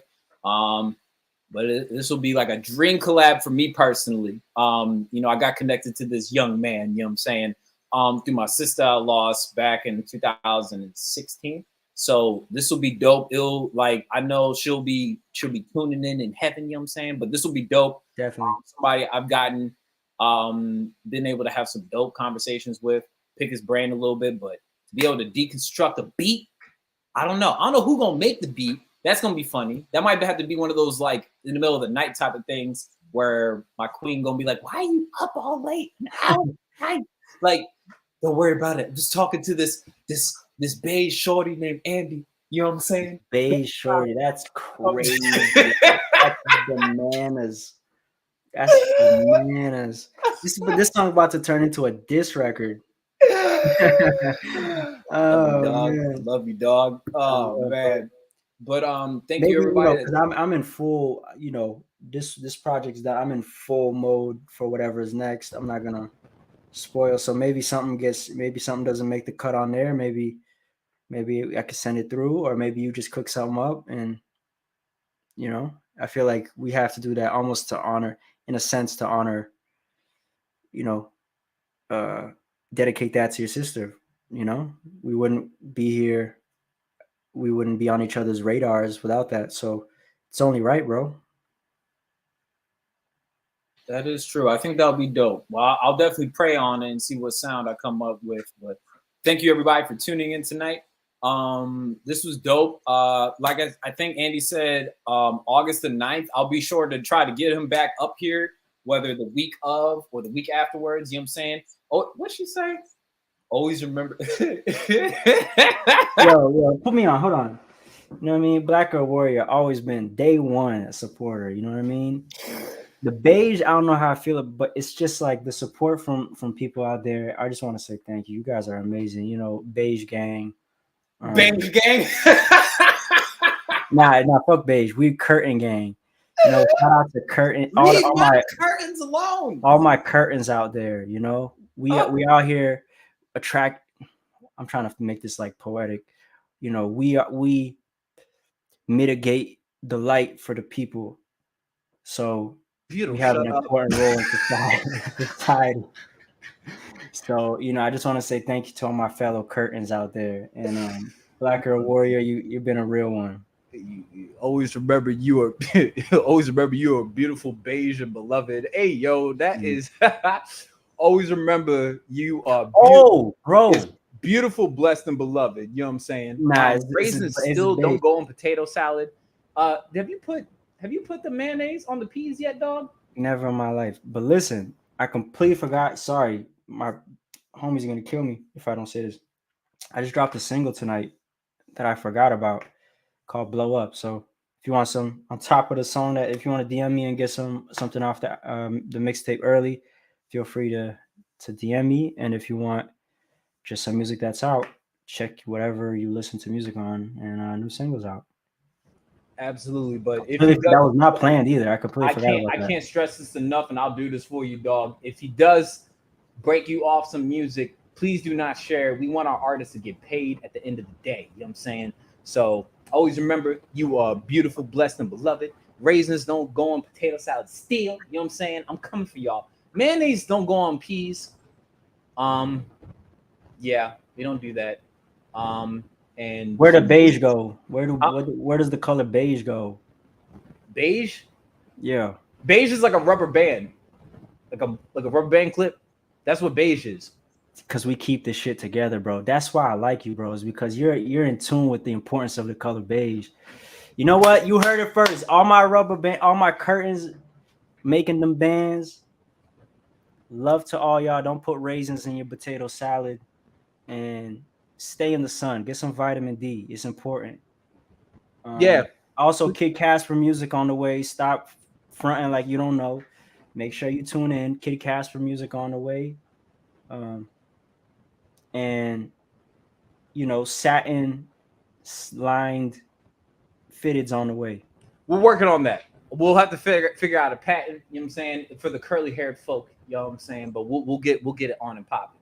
Always remember you are beautiful, blessed, and beloved. Shop ghostthreads.com for apparently a Andy O collab that I didn't know we were doing. You know what I'm saying? And Jesus wasn't white. Why don't y'all go and have a good night? Thank you. Thank you.